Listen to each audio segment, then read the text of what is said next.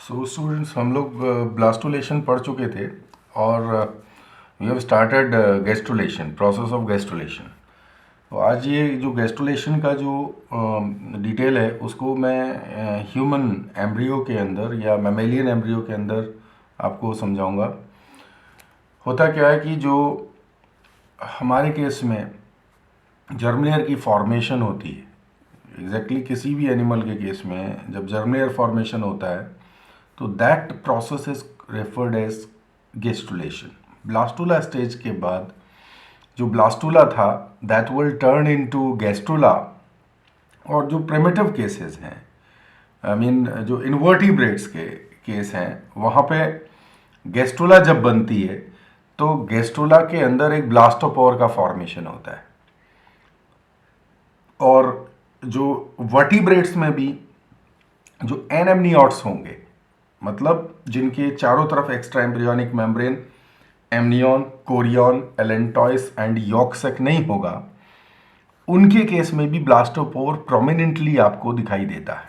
तो what about amniotes, यानी कि रेप्टाइल्स, बर्ड्स और मैमल्स के केस में क्या ब्लास्टोपोर दिखाई नहीं देगा? डेफिनेटली वहाँ पे ब्लास्टोपोर की बजाय एक दूसरी स्ट्रक्चर है जो उसकी जगह पे बनती है, वो है प्रिमिटिव स्ट्रीक। तो that primitive streak we will discuss about this structure as well as how it is going to be generated and what are its functions, तो what it will form। तो ये सारा कुछ जो है वो इस टॉपिक के अंदर अभी हम लोग डिस्कस कर रहे हैं। आज का जो मेन टॉपिक ही हमारा गैस्ट्रुलेशन है, जर्म लेयर की फॉर्मेशन किस तरह से होती है। और मैं पिछले टॉपिक में आपको बता पाया था कि जो एपीब्लास्ट और हाइपोब्लास्ट के फॉर्म में जो इनर सेल मास है वो डिवाइड हो जाता है टू लेयर्स के अंदर, एक्यूमुलेट हो जाता है। तो अगर आप रिमाइंड कर रहे हैं ब्लास्टुला स्टेज को, तो ब्लास्टुला में आपने सबसे बाहर क्या देखा था? ट्रोफोएक्टोडर्म देखा है, ट्रोफोब्लास्ट देखा है, और उसके अंदर एक cavity you can see in very clear view. वो कैविटी थी ब्लास्टोसील, और ब्लास्टोसील के जस्ट ऊपर की तरफ आपको एक सेल का बंच दिख रहा है जो कि रॉबर्स सेल्स के नीचे जो है अटैच है। जो ट्रोफोएक्टोडर्म के जो लेयर्स हैं, जो इनर सेल मास के साथ अटैच रहते हैं, वो सेल्स ऑफ रॉबर्स कहला रहे हैं। जो बंच ऑफ सेल हुआ जो सेल्स ऑफ रॉबर के साथ अटैच है, उनको हमने इनर सेल मास बोला है। तो इनर सेल मास जो है वो दो लेयर्स के अंदर अरेंज हो गया था, और अरेंज होने के बाद जो अपर लेयर है वी कॉल इट एपीब्लास्ट, जो कि फ्यूचर एक्टोडर्म होती है, और निचला लेयर जो है वो हाइपोब्लास्ट था। तो कभी कभी बेटा एक सवाल जो है, क्वेश्चन जो है वो इस तरह से रह सकता है कि जो टाइप ऑफ सेल्स जो है वो कौन से हैं। तो आप ये देख रहे हैं बड़ा, इसमें जो एपीब्लास्ट है ये कॉलमनर सेल्स हैं। कैसे सेल्स हैं? These are columnar cells. ठीक है, तो पहले तो आप ये देखिए कि वो जो स्ट्रक्चर थी हमारी, जो अर्ली जो एम्ब्रियो है, ब्लास्टुला स्टेज है, वो after settlement in the uterus आप उसको देख रहे हैं कि उसमें गैस्ट्रुलेशन की शुरुआत हो चुकी है। मतलब जो ये एपीब्लास्ट है, डिस्क जैसा एपीब्लास्ट है, और नीचे दूसरा डिस्क जैसा जो है हाइपोब्लास्ट है। मैं इसको थोड़ा सा इसको 3D व्यू करने की कोशिश की है।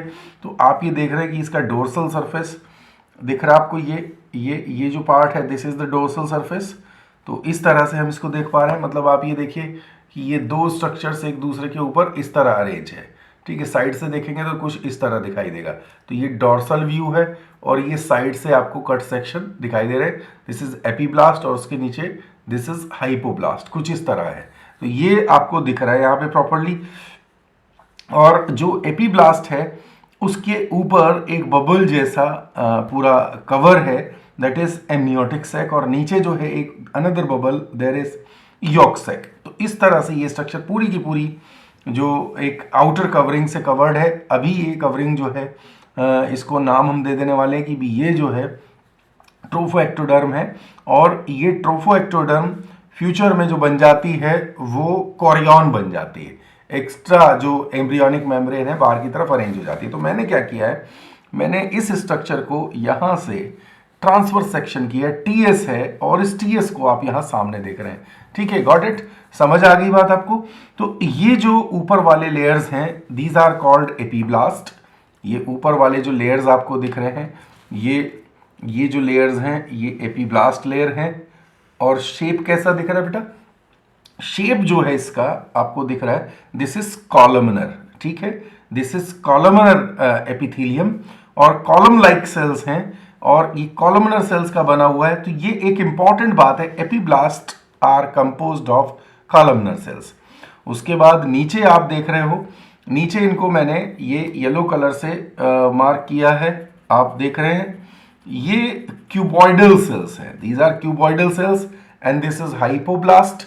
ये हाइपोब्लास्ट होगा, और हाइपोब्लास्ट जो है वो फ्यूचर में बनाती है एंडोडर्म। ठीक है, तो ये यहां तक पिछली बार भी हम लोग कर चुके थे, इसमें डिस्कस कर चुके थे। अभी क्या होता है अगले स्टेप में, अब जो इनके बीच का स्पेस है, जो इन दोनों के बीच में यहाँ पे स्पेस होगा, एपीब्लास्ट और हाइपोब्लास्ट के बीच में जो स्पेस है, यहाँ पे ये स्पेस है, इसको मैंने थोड़ा मार्क करके शो कर दिया है, थोड़ा ज़्यादा इसको दिखा दिया ये स्पेस यहाँ पे, ताकि आप समझ पाए प्रॉपर तरीके से। तो यहाँ पे जो स्टार जैसी ये ऑरेंज कलर के जो मैंने सेल्स शो किए हैं, ये सेल्स नीचे मूव कर रहे हैं, दीज आर मेसेनकाइमल सेल्स, जो कि यहाँ पे मीजोडर्म का फॉर्मेशन भी करेंगे। तो पहले ये सेल्स की बारिश ऊपर से नीचे एपीब्लास्ट से होती है, और these cells merge with the hypoblast. तो देख रहे हो आप, यहां आकर के ये मर्ज हो गया है, और इस तरह अब हाइपोब्लास्ट के अंदर उसकी ओरिजिनल सेल्स भी हैं, और ये रिसीव किए हुए सेल्स भी यहाँ पे प्रेजेंट है। जैसे ये रिसीव कर लेता है, अब ये हाइपोब्लास्ट जो है उसका नाम बदल जाता है, इट बिकम एंडोडर्म। तो मैं ये कहूंगा ये एंडोडर्म यहां पे हो गया, इसका नाम बदल के अभी क्या हो गया, एंडोडर्म हो गया। तो मैं ये कहता हूं कि भी सबसे पहले जो हमारी बॉडी में जो जर्म लेयर्स के नाम पे जो फर्स्ट जर्म लेयर क्रिएट होगा, that will be endoderm, and whenever it is called endoderm, तो उसी के बाद जो एपीब्लास्ट है हम उसको एक्टोडर्म कहना शुरू कर देते हैं। तो जो एपीब्लास्ट है that will become now ectoderm, और जो हाइपोब्लास्ट है दैट बिकम्स एंडोडर्म। तो एक्टोडर्म जो है वो सेकंड नंबर पे बनने वाला हुआ layer, and after that you will see कि जो प्रोमिनेंट जो फिलिंग है यहाँ पे बीच में, ये ऑरेंज कलर से मैंने इसको शो किया है, तो ये जो फिलिंग है पूरी की पूरी ये हो चुकी है, वो मेसेनकाइमल सेल्स यहाँ पे भर चुके हैं आकर के। और नीचे आप एंडोडर्म देख रहे हैं, endoderm is compose of two types of cells, migrated cells as well as their foundation cells, okay, original cells. अब जो एक्टोडर्म है वो बिल्कुल ऊपर फॉर्म है, नीचे एंडोडर्म फॉर्म है, और बीच में मीजोडर्म फॉर्म है। And now you can say कि जो एम्ब्रियो है हमारा वो अभी डिप्लोब्लास्टिक से ट्रिप्लोब्लास्टिक हो चुका है। Now how it will look, तो ये आप देखिए कि ये वो स्टेज है जो यूट्रस के अंदर इम्प्लांट हो चुका है, और वहां पे आप ये ट्रिपल लेयर्ड स्ट्रक्चर को देख रहे हो। इसका जो टीएस है वो मैंने यहाँ पे आपको शो किया हुआ है। ठीक है, तो ये जो स्ट्रक्चर आप देख रहे थे, ये स्ट्रक्चर यहाँ पे इस तरह से दिखेगी, और थोड़ा सा इसमें कुछ डेवलपमेंट हो गई है, उसको मैंने टीएस के तौर पे यहाँ पे दिखाया, अभी उस पर भी डिस्कस करते हैं। तो यहाँ एक्टोडर्म देख रहा हूँ, मीजोडर्म, एंडोडर्म देख रहा हूँ, ऊपर एमनियन है, नीचे यहाँ पे यॉर्क सैक है, और चारों तरफ ये फिंगर लाइक जो प्रोजेक्शंस हैं। आप ध्यान रखिएगा कि ये जो चारों तरफ फिंगर प्रोजेक्शंस हैं, वेलाए हैं, ये शुरू में चारों तरफ होते हैं। ठीक है, ये शुरू में चारों तरफ होती हैं इस स्ट्रक्चर के, और ये पूरा स्ट्रक्चर जो है एंडोमेट्रियम में धंसा हुआ रहता है, और यहीं से न्यूट्रिशन लेता है।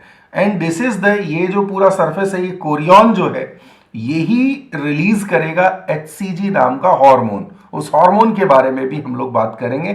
तो यहाँ पे आप देखिए कि ये पूरी की पूरी स्ट्रक्चर है, ये गैस्ट्रुला स्टेज है जो कि यूट्रस के अंदर इम्प्लांटेड है। तो इम्प्लांट हो चुका है स्ट्रक्चर, और ये डेवलपमेंट इसमें जो है 3 जर्म लेयर्स का आप देख पा रहे हैं। आगे क्या होना है, आगे हम समझते हैं इस बारे में। तो जो ये पूरी डिटेल देखी आपने कि ये जर्म लेयर्स हमारी 3 जर्म लेयर्स यहाँ पे बन चुकी हैं, एक्टोडर्म, मीजोडर्म और एंडोडर्म जो वो यहाँ पे फॉर्म हो चुका है। आगे क्या हो रहा है, आगे देखते हैं। आगे आप बड़ी ध्यान से अगर इसको ऑब्जर्व करें तो ये ऊपर जो डोर्सल सरफेस है, दिस इज द, ये डोर्सल सरफेस है। किसका डोर्सल सरफेस है?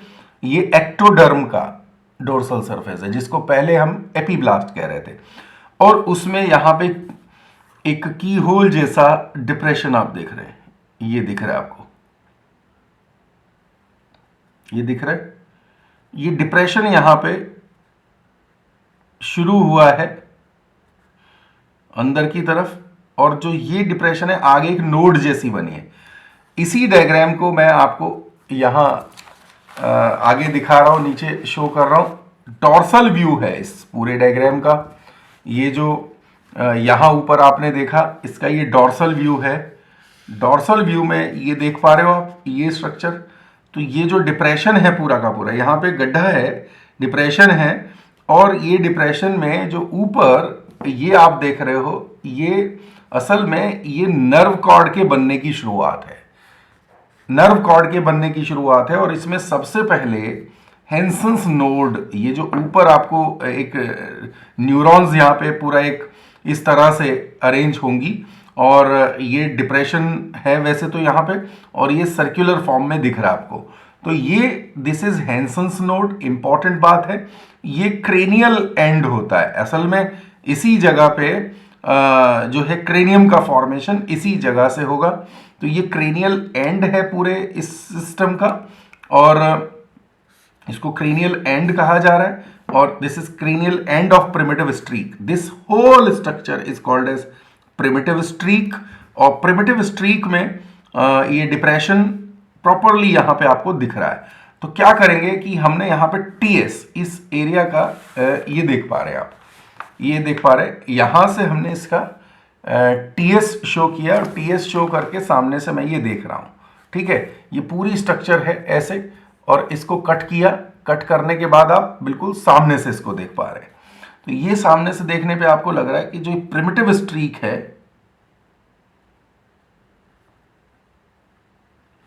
प्रिमिटिव स्ट्रीक एक डिप्रेशन के तौर पे शुरू होती है ऊपर से, और ये डिप्रेशन होकर के ये ट्यूब जैसा बना रहा है, और अंदर मीजोडर्म है, नीचे एंडोडर्म है। और आप देखिए कि जो, अब मैंने इसको लीनियर फॉर्मेशन में शो कर दिया है कि ये जो ऊपर वाली, दिस इज एक्टोडर्म, और ये एंडोडर्म, और यहाँ पे ये मीजोडर्म रहेगा। तो एक्टोडर्म में आप देख रहे हो डिप्रेशन पूरा हो रहा है, और ये ट्यूब जैसी स्ट्रक्चर जो है फॉर्म हो रही है। नीचे नीचे आप एक चीज और देख रहे हैं कि कुछ सेल्स जो है नीचे इकट्ठा होकर के नीचे एक सर्कुलर रॉड और बना रहे हैं। असल में सामने से डॉट दिखाई देगा, बट इट इज रॉड। ऊपर भी ये एक ट्यूब है और नीचे रॉड है। तो नीचे वाला हिस्सा जो है ये डेवलपिंग नोटोकॉर्ड है एक्चुअली। और यहाँ ऊपर देखिए कि ये पूरी ट्यूब जो है क्लोज हो रही है फाइनली। ये इसके जो लिप्स हैं इसको पूरा क्लोज कर दे रहे हैं, और फाइनली आप देख रहे हैं कि नेक्स्ट डायग्राम में ये कंप्लीट एक फॉर्मेशन हो गया है। तो दिस इज एक्टोडर्म, और नीचे ये dorsal tubular hollow nerve cord. Clear है कि भाई ये चारों तरफ से, ये बीच में जो है ये कैसा है, हॉलो है। तो this is dorsal tubular hollow nerve cord. ये नर्वस सिस्टम की शुरुआत है। अब आपसे कहा जाए कि ऑर्गेनोजेनेसिस हो रहा है, this process is now called as organogenesis. Up to 3 germ layer जो कहा गया, ये गैस्ट्रुलेशन था। गैस्ट्रुलेशन के बाद अब नई इवेंट शुरू हो गई है, ऑर्गेनोजेनेसिस। ठीक है, तो अभी इसके बारे में, ऑर्गेनोजेनेसिस के बारे में एक दो अपडेट्स और है, वो भी मैं दे रहा हूं। तो यहां आप देखिए कि जो dorsal tubular hollow nerve cord बन गया है, ये कॉर्डेट्स का बड़ा इंपॉर्टेंट फीचर है। ठीक है, तो कॉर्डेटा के फीचर जब हम काउंट करते हैं तो dorsal tubular hollow nerve cord, notochord which is solid, dorsal notochord. Then एक और दो और फीचर है, पोस्ट एनल टेल, जो इसी नर्व कॉर्ड से ही एक्सटेंड करेगा, और एज वेल एज एक और जो फीचर है वो है pharyngeal gill slits. If these 4 features are present, you will call the animal group belongs to, ये कॉर्डेटा होगा, अदरवाइज कॉर्डेटा नहीं होगा। तो जब क्लासिफिकेशन पढ़ते हैं तो ये हम सारी चीज पढ़ते हैं। तो यहाँ कॉर्डेटा के 2 फीचर आपको साफ तौर पे दिखाई दे रहे हैं। तो dorsal tubular hollow nerve cord और नोटोकॉर्ड यहाँ पे बन चुका है। नोटोकॉर्ड को सॉलिड फॉर्म में आप इजीली देख पा रहे हो कि ये सॉलिड है, जबकि ये ऊपर दूसरे वाला स्ट्रक्चर जो है ये कैसा है, दिस इज हॉलो स्ट्रक्चर, ठीक है। तो ये स्ट्रक्चर हॉलो है, तो ये स्ट्रक्चर की फॉर्मेशन हुई। और ये जो इवेंट हुआ, इन दोनों इवेंट का कोई नाम है, ऑर्गेनोजेनेसिस हो रहा है, ऑर्गन्स बन रहे हैं, तो दिस इज न्यूरुलेशन यानी फॉर्मेशन ऑफ नर्व कॉर्ड, और नोटोजेनेसिस यानी फॉर्मेशन ऑफ नोटोकॉर्ड, ठीक है। तो ये बात हमें समझ आती है अभी तक कि इस तरीके से जो ये शुरुआत हुई ऑर्गेनोजेनेसिस की, तो which organs are going to be formed first, तो सबसे पहले जो ऑर्गन बनने जा रहा है वो डेफिनेटली नर्व कॉर्ड बन रहा है, फिर उसके बाद में साथ ही साथ नोटोकॉर्ड भी शुरू हो रहा है, ठीक है। तो ये दो चीजें सबसे पहले बनती है। नोटोकॉर्ड फ्यूचर में बनाएगा एक्सियल स्केलेटन, और एम्ब्रियो का एक्सियल स्केलेटन नोटोकॉर्ड होती है, याद रखिएगा, this act as axial skeleton of embryo. तो फ्यूचर में जो नोटोकॉर्ड है उसका एंटीरियर पार्ट यानी कि अगला हिस्सा, तो दैट विल फॉर्म, उसको वो बनाएगा skull, and posterior part will form vertebral column. तो वर्टिब्रल कॉलम और इनकी जो शुरुआत होती है वो यहीं इसी तरह से होती है। बॉडी में अगर आप देख रहे हो इसको साइड में, तो आप ये देखेंगे कि ये अगर एम्ब्रियो का बॉडी है यहाँ पे, तो इसमें ये आप देखो ये नर्व कॉर्ड हो जाएगा साइड से देखने पे, और उसके नीचे ये नोटोकॉर्ड हो जाएगा। तो ये जो एंटीरियर पार्ट है दिस विल फॉर्म क्रेनियम, और ये पार्ट नर्व कॉर्ड का ये ब्रेन बनाएगा, और ये स्पाइनल कॉर्ड बनाएगा पिछला हिस्सा, और जो नोटोकॉर्ड है उसका posterior part it will form vertebral column. तो ये एम्ब्रियो के अंदर अगर मैं देखूं तो इस तरह से आप देख पाते हो कि ये चीजें हैं। तो अभी तक हमने पढ़ा, हमें समझ में आ गई बात कि अभी त्रि जर्म लेयर बन चुका है, गैस्ट्रुलेशन हो चुकी है, ओवरऑल स्ट्रक्चर आपको जो है वो दिखाई दे रहा है। अब एक चीज और देखते हैं कि जो चारों तरफ आप देख पा रहे हो कि ये जो विलाई है यहाँ पे चारों तरफ, ये अभी पूरे कोरियन में जो जिसको हमने जो पहले हम बोल रहे थे कि ट्रोफोएक्टोडर्म है दैट टर्न्स इनटू कोरियन, और उसके चारों तरफ ये कोरियोनिक विलाय जो है वो मौजूद है यहाँ पे, ठीक है। ये कोरियोनिक विलाय, वेवाय they are called as chorionic villi, क्योंकि कोरियन है और विलाई जैसी प्रोजेक्शंस हैं, they are embedded in the uterus like, जैसे रूट होते हैं प्लांट के रूट मिट्टी के अंदर, उसी तरह ये मदर के यूट्रस के साथ बाइंड करके प्लेसेंटा का फॉर्मेशन करते हैं। तो जो कोरियन है उसके बारे में भी कुछ इंपॉर्टेंट हार्मोन अपडेट्स हैं, ठीक है। तो इस पे देखते हैं। तो जो trophoectoderm that became chorion later, और उसने एक हार्मोन रिलीज करना शुरू किया, या यूं कहूं कि करीब 7वें दिन पे जब इम्प्लांटेशन हो चुकी है 5 to 7 डे पे, और कोरियन जो है वहां पे स्टैब्लिश हो रहा है वॉल के साथ में यूट्रस के, और वहां से क्या कर रहा है वो न्यूट्रिशन ले रहा है यूट्राइन वॉल से, क्योंकि हैवी ब्लड सप्लाई है, प्रॉपर न्यूट्रिएंट्स वहां पे पहुंच रहे हैं, एंडोमेट्रियम जो है पूरा नरिश कर रहा है। लेकिन अब जरूरी हो गया है कि एम्ब्रियो डेवलप हो रहा है तो उसको प्रॉपर एस्टेब्लिशमेंट देने की जरूरत है। तो प्लेसेंटा डेवलप होगा, प्लेसेंटा कोरियन के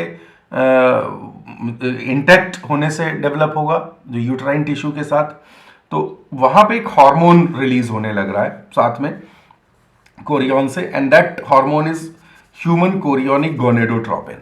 तो दिस ह्यूमन कोरियोनिक गोनेडोट्रोपिन ये कॉर्पस ल्यूटियम को, मैंने कहा था कॉर्पस ल्यूटियम अगले 3-4 महीने मेंटेन रहता है, तो ये जो हार्मोन है HCG ये कॉर्पस ल्यूटियम को रहने के लिए मजबूर करेगा, ताकि कॉर्पस ल्यूटियम एक मटेरियल रिलीज कर सके, एक हार्मोन रिलीज कर सके अगले एंडोमेट्रियम मेंटेनेंस के लिए। तो वो हार्मोन प्रोजेस्टेरॉन था, आपको मालूम है। तो इसकी वजह से जो कॉर्पस ल्यूटियम है उसकी वजह से अब एंडोमेट्रियम मेंटेन रहेगी, heavy amount of mucus release करती है, मैंने कहा था सेक्रेटरी फेज। ये जो म्यूकस होता है चिपचिपा मटेरियल है, यूट्रस में जाकर के जो यूट्रस है, यूट्रस में नीचे जाके सर्विक्स के पार्ट पे ये म्यूकस प्लग जनरेट कर लेता है। क्या बना लेता है ये? म्यूकस प्लग बना लेता है, और म्यूकस प्लग जो है ड्यूरिंग द प्रेगनेंसी मेंस्ट्रुएशन को रोकने का काम करेगा, और जो एम्ब्रियो है उसको सेटल डाउन रहने में भी हेल्प करेगा। तो इस तरह म्यूकस प्लग की फॉर्मेशन हो जा रही है, और आगे जो इवेंट है वो हम ऑर्गेनोजेनेसिस। तो जो ऑर्गेनोजेनेसिस है, अब ट्रिपल जर्म लेयर जो है वो तैयार हो गया, तीनों जर्म लेयर बॉडी में तैयार हो चुका है, एक्टोडर्म, मीजोडर्म, एंडोडर्म। ऑर्गेनोजेनेसिस के तौर पे सबसे पहले दो स्ट्रक्चर्स हमारी जो है वो शुरू होने लगी हैं और प्रॉपरली तैयार हो चुकी हैं। मैंने आपको बताया नर्व कॉर्ड तैयार हो चुकी है और नोटोकॉर्ड भी तैयार हो चुकी है। इन इवेंट्स के दौरान, यानी कि जब ऑर्गेनोजेनेसिस शुरू होता है, तो असल में होता क्या है? एक्चुअली जो सेल्स थी हमारे एम्ब्रियो की, यानी कि ब्लास्टोमियर्स थे, वो सेल्स क्या करते हैं, वो अपनी जगह से एक तो डिफ्रेंशिएट होते हैं, डिवाइड होते हैं। वहां पे डिवाइड होने के बाद वो मूव करते हैं। कहाँ मूव करते हैं? वो मूव करते हैं अपनी नई पोजीशंस पे। वो नई पोजीशंस पे मूव करते हैं और नई पोजीशंस पे मूव करेंगे और वहां सेटल होंगे और नए ऑर्गन्स को जो बनाने में दे विल हेल्प। एग्जैक्टली उनके प्रोफाइल में जिन भी ऑर्गन्स को फॉर्मेशन के लिए कोडिंग है, these organs will be formed. देखिए क्या है कि यहाँ पे प्रोलिफरेशन हो रहा है और सबसे पहले न्यूरिलेशन एंड नोटोजेनेसिस की शुरुआत हो गई। सेल्स जो है वो डिफ्रेंशिएट होने लगे और स्पेशलाइज्ड जो है वो स्पेशल एरिया में वो मूव करने लगते हैं। तो इन सेल्स के एक्टिवेट और डिफ्रेंशिएट होने के इवेंट को हम कहते हैं कि भी इंडक्शन शुरू हो गया। क्या शुरू हो गया? इंडक्शन शुरू हो गया। तो इंडक्शन होने के बाद इन सेल्स को हम कहते हैं कि these are the organizer cells. ये सेल्स क्या है? दीज आर ऑर्गेनाइजर सेल्स और inducer cells. They are inducer cells, हम इनको इंड्यूसर सेल्स कह रहे हैं। और ये जो कॉन्सेप्ट है इंड्यूसर सेल का, इसको हम कहते हैं organizer concept. This is called as organizer concept. तो स्पेमैन करके एक साइंटिस्ट हुए, he is a he was Nobel prize winner. तो 1935 में इनको नोबेल प्राइज भी मिला है। इन्होंने ये ऑर्गेनाइजर कंसेप्ट जो है वो प्रोवाइड किया था।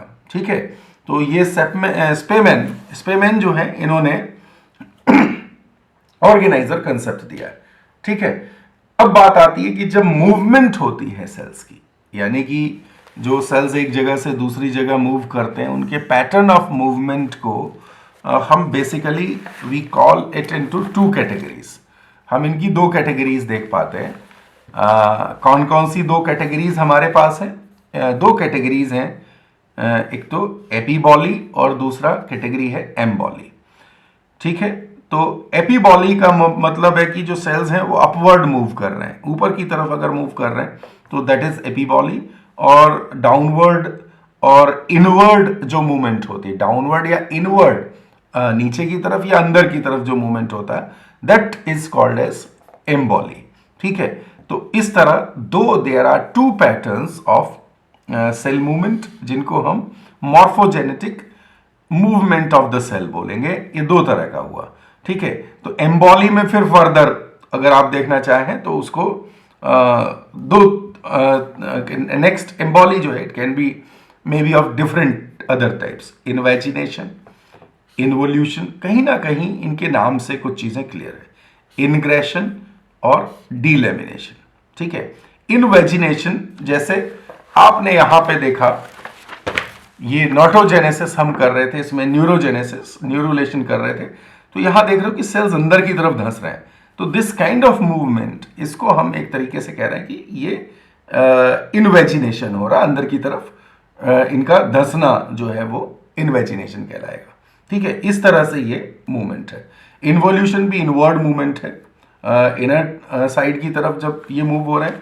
और इनग्रेशन क्या होता है कि भी जैसे इनग्रेशन में आप ये देखोगे कि ये मान लिया स्ट्रक्चर है और यहाँ पे कुछ सेल्स हैं, तो यहाँ से सेल्स अगर अंदर की तरफ मूव करें तो दिस इज इनग्रेशन। इस मूवमेंट को इनग्रेशन कहा जाएगा। डीलैमिनेशन मतलब दो जब लेयर्स हैं, if they are going to be split, एक दूसरे से अलग हो रही हैं, तो उसको हम क्या कहेंगे? This is called delamination. तो लैमिनेशन क्या होता है कि किसी भी स्ट्रक्चर को, सरफेस को किसी एक सर्टेन लेयर से कवर करना, this is called lamination. And delamination उसका उल्टा प्रोसेस है। तो इस तरह आपने देखा कि मॉर्फोजेनेटिक मूवमेंट होता है जब एम्ब्रियोज जो हैं वो उनकी फॉर्मेशन होती है, यानी कि ऑर्गेनोजेनेसिस जब वहां पे हो रहा होता है। अब ऑर्गेनाइजर कंसेप्ट आपको बताया मैंने, समझ लिया आपने। एससीजी जो है वो हार्मोन था जो कि एम्ब्रियो को सेटल होने में हेल्प कर रहा है, और it is human chorionic gonadotropin. Exactly this is the hormone which confirms pregnancy. इसी का टेस्ट हम करते हैं। तो प्रेगनेंसी टेस्ट में एचसीजी अगर बॉडी में है फीमेल के, तो इसका मतलब समझ लीजिए कि प्रेगनेंसी जो है वो कन्फर्म है। अदरवाइज दूसरे जो मेथड्स हैं कि भाई अगर मेंस्ट्रुअल साइकिल जो है वो मिस हो गया है, ये सारी चीज़ें, तो it may be due to any other reason also. वो कोई पक्का कारण नहीं है, लेकिन एचसीजी जो है वो एक पक्का कारण देता है प्रेगनेंसी का। ठीक है, तो ये समझ में आ गया एम्ब्रियोलॉजी की।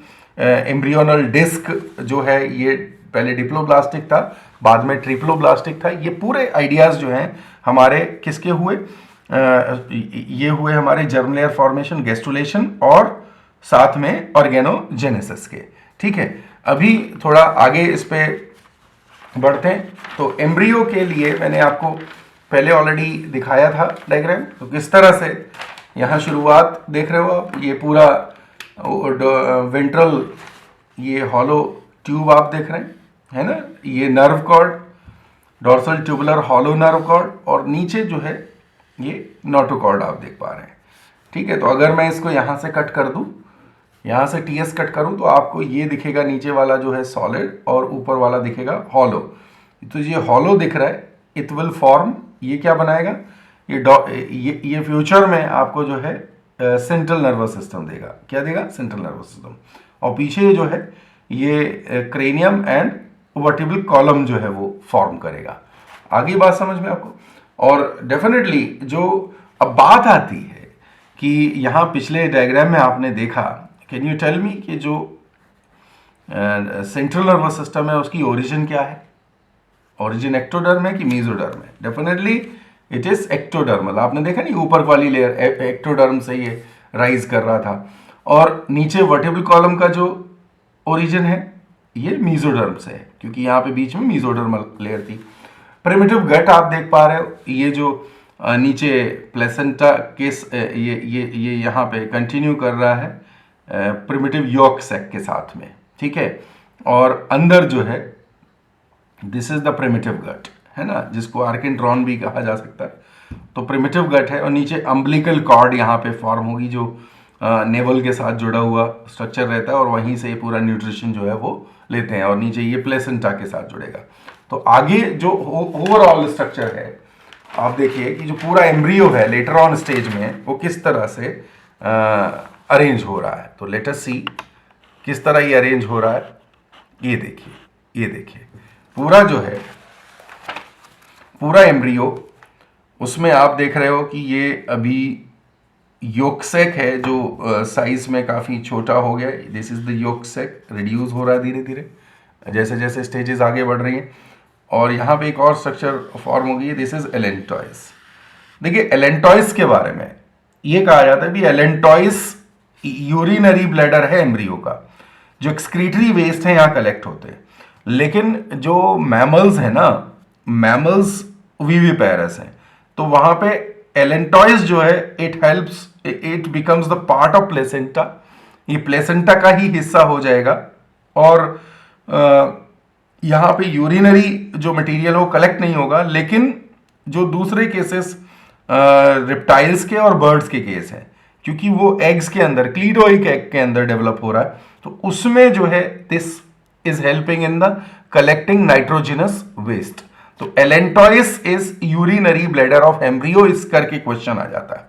ठीक है, एमनियन है। देन आप ये देखो कि एम्ब्रियो को चारों तरफ से जो कवर कर रहा था ऊपर,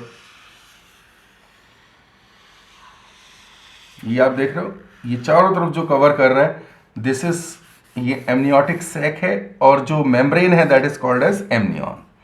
ठीक, तो 3 लेयर्स हो गया। यहाँ पे आपने देखा योक सैक हो गया, और आपने देखा ये एलेंटॉइस हो गया, एमनियन हो गया, and the outermost one this is referred as, ये जो बाहर वाला लेयर है इसको आप देख रहे हो, ये जो बाहर वाला लेयर है it is called as Korean.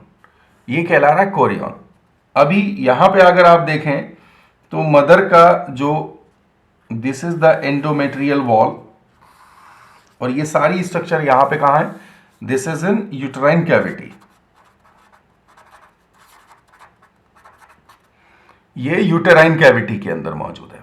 अब आप देखिए कि ये यूटेराइन वॉल है, दिस इज, ये यूटेराइन वॉल होगा। इस यूटेराइन वॉल के अंदर ये प्लेसेंटा जो है वो फॉर्म हो रहा है, ठीक है। तो प्लेसेंटा में आप देखिए कि जो कोरियोनिक विलाई है ये उसमें किस तरह से, एक तो ब्रांच्ड विलाई है, कॉम्प्लेक्स विलाई है, और ये पूरा इसमें रूट के तरह से धंसे हुए हैं। यहाँ पे देख रहे हैं ये पूरा का पूरा रूट के तरीके से यहाँ यूट्रस की वॉल के अंदर इस तरह धंसे हुए हैं, वहां पे एब्जॉर्ब हो रखे हैं। तो ये जो कॉम्बिनेशन है मदर के टिश्यू और फीटस के टिश्यू का, this is called as placenta. इसको प्लेसेंटा कह रहे हैं। और अभी एक बड़ी चीज ऑब्जर्व करने वाली है, अभी मैंने पिछली बार आपको बताया कि भाई एम्ब्रियो के चारों तरफ जो ये स्ट्रक्चर है, वहां चारों तरफ विलाई थे, पहले यहाँ चारों तरफ विलाई थे, लेकिन आप देख रहे हैं कि अभी ये विलाई जो है वो चारों तरफ नहीं है, वो जस्ट एक तरफ विलाई रह गए यहाँ पे। तो दीज आर ओनली साइड, जहां एक तरफ ये विलाई मौजूद है, चारों तरफ ये मौजूद नहीं है। तो सिंगल साइडेड विलाई है, और इस एरिया को आपने प्लेसेंटा कहा, ठीक है।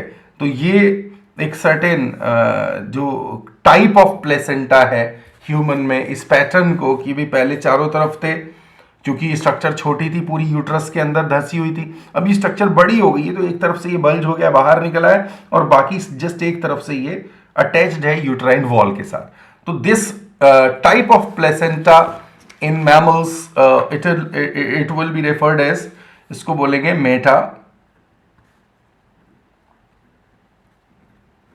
Meta discoidal type of. Actually disc शुरू में चारों तरफ है और बाद में सिर्फ एक तरफ है। तो this is called as this is referred as meta discoidal. तो फर्दर प्लेसेंटा के बारे में मैं अलग से डिस्कस करने वाला हूं नेक्स्ट लेक्चर के अंदर। तो फिलहाल आप ये देख चुके हो कि ये पूरी स्ट्रक्चर जो है हमारी किस तरह से यूट्रस के अंदर इम्प्लांटेड है, ठीक है। तो यहां पूरा डिटेल जो है वो आपको मिल जाता है। नेक्स्ट जो है that we are going to discuss, that is about the placenta, और जो लास्ट के प्रोसेसेस हैं बर्थ और जो पोस्ट नेटल एक दो कुछ पॉइंट्स होंगे, तो दैट वी विल डिस्कस।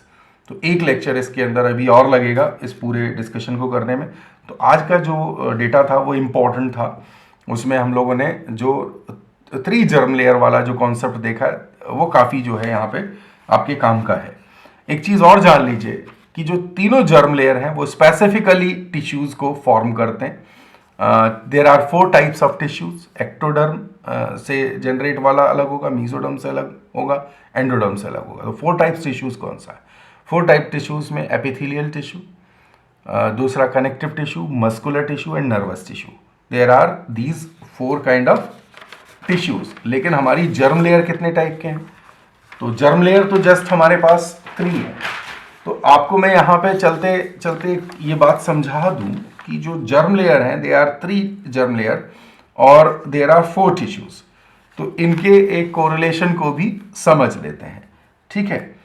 तो इसको कैसे समझा जाए? एक तरफ हम टिश्यूज रखेंगे और एक तरफ जो है हम बात करेंगे जर्म लेयर्स की। तो there are 3 germ layers. Germ layers हमारे पास क्या है? Ectoderm,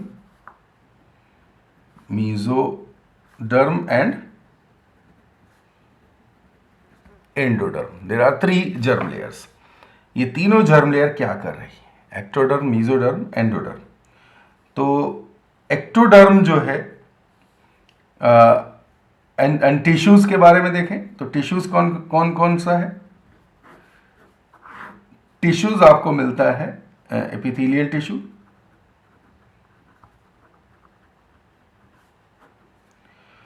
then connective tissue, then muscular tissue, और lastly there is another tissue that is nervous tissue. ये 4 तरीके के टिश्यूज प्रेजेंट होंगे। अब आप देखिए जो एपिथेलियल टिश्यू है वो इन तीनों जर्म लेयर से बन सकता है, can be formed by all 3 germ layer, ये तीनों से बनेगा। तो मतलब it will be formed by the 3 germ layers. Connective tissue किससे बनेगा? ये मीजोडर्म से बनेगा। मस्कुलर किससे बनेगा? मीजोडर्म। कुछ एक आध एक्सेप्शनल केसेस को छोड़ दें तो सारे मसल्स जो है वो मीजोडर्म से बनते हैं। आईज के जो मसल्स हैं, सिलियरी मसल्स, ये किससे बन रहे हैं? ये मीजोडर्म से बन रहा है, सॉरी एक्टोडर्म से बन रहा है। बाकी सारे मसल्स जो हैं they are formed by the mesoderm. और nervous tissue it is formed by the ectoderm. तो नर्वस टिश्यू एक्टोडर्म से और ये मीजोडर्म से। अगर देखा जाए तो सबसे बिजी टिश्यू कौन सा हुआ? तो मीजोडर्म यहां भी है, मीजोडर्म मस्कुलर टिश्यू में भी है और मीजोडर्म एपिथेलियल टिश्यू में भी है। तो 4 में से 3 टिश्यू को बनाने में जो मीजोडर्म है उसकी इन्वॉल्वमेंट हो सकती है। ठीक है, तो यहां पे टिश्यूज और जो जर्म लेयर है उसकी कोरिलेशन भी आपको समझ में आ गई है। तो this is important idea basically, तो आप इसको ध्यान रखिएगा। अब आप देख लेंगे कि भी जो कनेक्टिव टिश्यू है आपने उसमें देखा था कि भी ब्लड भी है, बोन भी है।